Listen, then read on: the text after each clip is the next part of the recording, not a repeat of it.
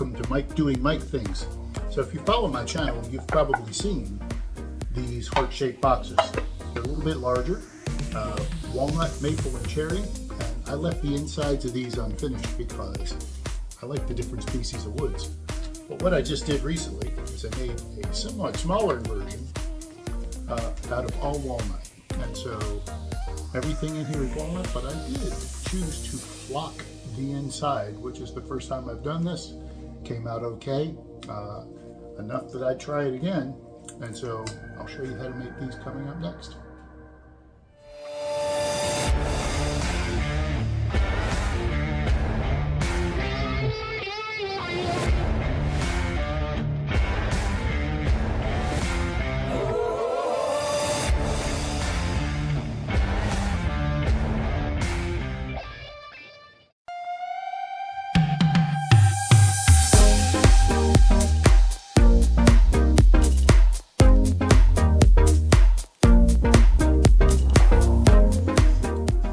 I cut the blank, as you can see. So I cut the bottom off.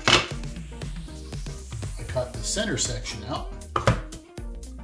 I cut an insert, which will go down inside the open box, and then the lid. So what you're really doing is figuring out, where do I really want this? Now this has some sapwood on it, and I'm okay with that. It's going to be on the tip. Gives the box a little bit of character and a little bit of different color because this one is all walnut. But what I did, obviously, is I used this super sticky glue. What you do is you just spray it on there, you put your piece on, and then you have to go wash your hands because it gets everywhere. I will cut. What I'm going to do here is I'm going to cut in like this. I'm doing this on the bandsaw this time. I had done this on the scroll saw before, but it makes sanding this a little bit more of a chore. So I'm going to try to do this and at the bandsaw. I'm going to cut this. I'll probably come around like that and then cut this way until I'm free. I'll make a little relief in here or something, but just so I can get the blade out. And then once that's done, I will glue this back up. This gives me square edges to clamp. See how it goes. I have 2 of them.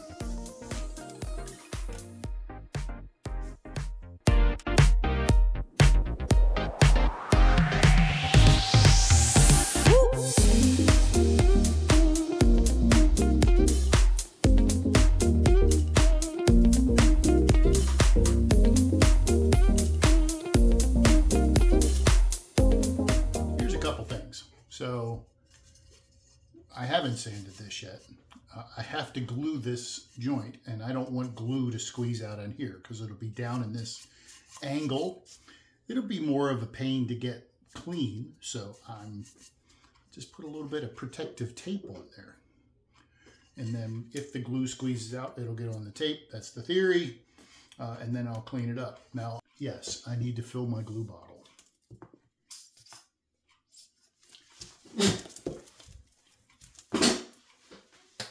Pardon me. Just looks a mess, doesn't it?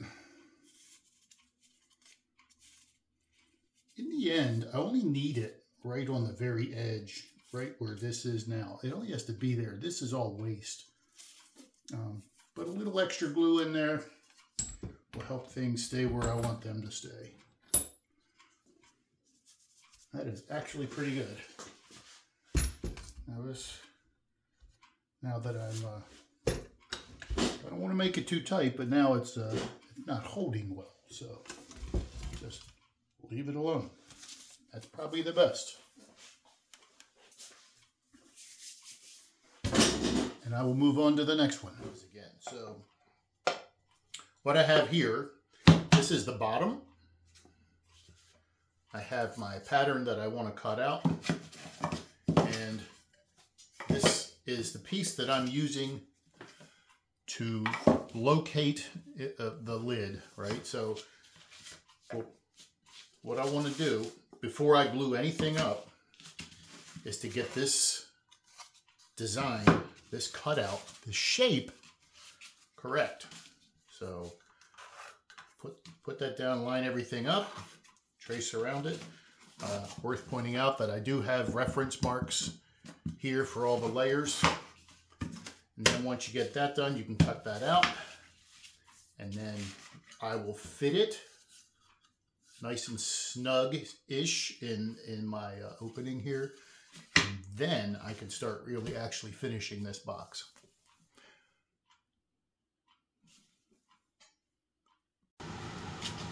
So I cut near the line, and then I used the disc sander to just kind of sneak up on it.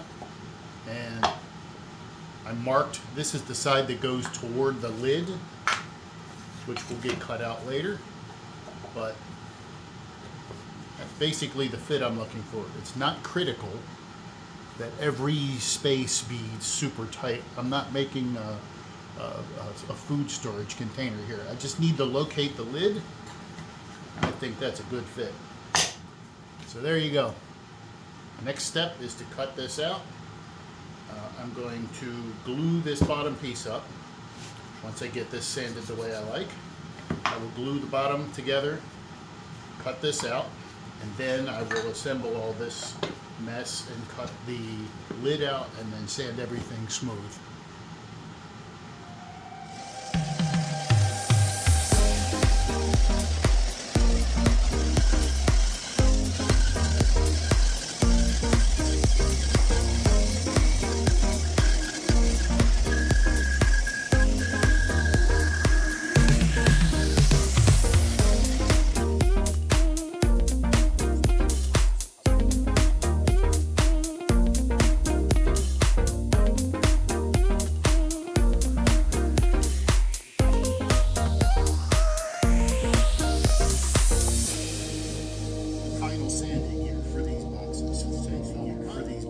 So you saw me cut them. I do need to sand this. This is the paper template, so I will sand that off. But what I wanted to show you is how this fits together. So there's virtually no lip on this, and I want to keep it that way. So when I'm sanding this, I'm sanding it. I hold it tightly together and sand it. I've been using the little power sander. I have a disc sander, so when I sand these sides, I have marks this way, and I want to get rid of those. I also need to close up, I don't know if you can see this, but right there is the entry point where I went into the bandsaw to cut the inside of the box. A little bit of glue and some very fine sawdust. You barely see that. The other thing is when I'm sanding by hand, I do want to ease the inside edge around the box here. I'm going to flock this, so it doesn't have to be perfectly smooth, but I do want this eased inside here, but not the outside. I'm leaving that as square as possible, nice crisp edge.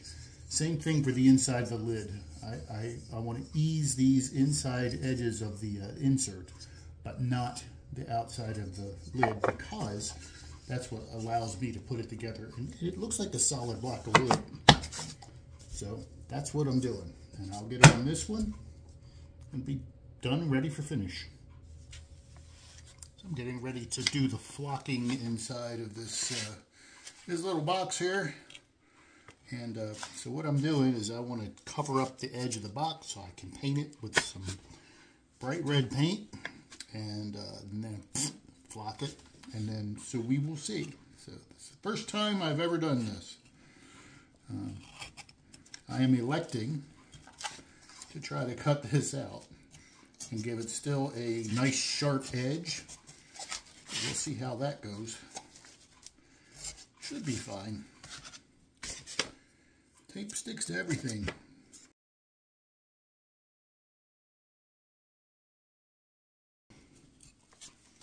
There we go.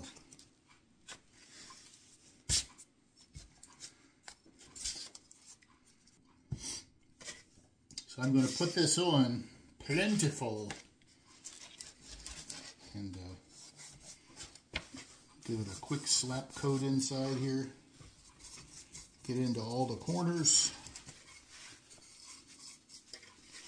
Big old stupid looking brush. know what is going to happen here is I am going to just squirt some paint in here.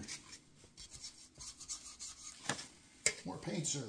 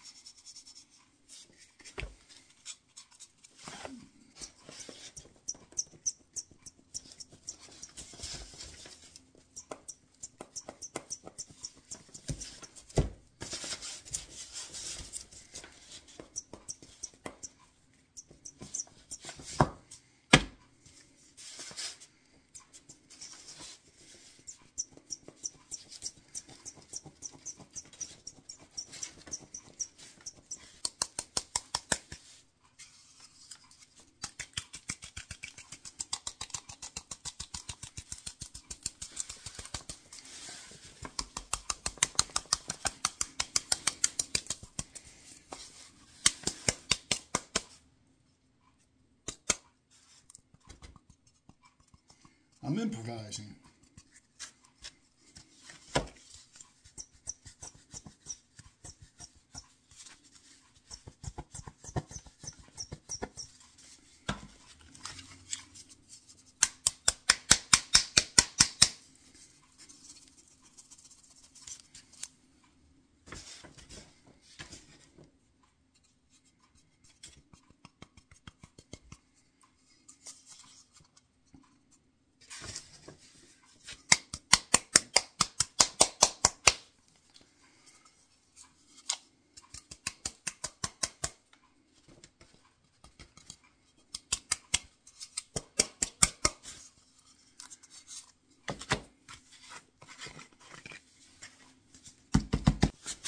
You can see that might be pretty good. I'll let that go, let the paint dry, see how it dries. Hopefully a little clearer than it looks at the moment, but first time for everything.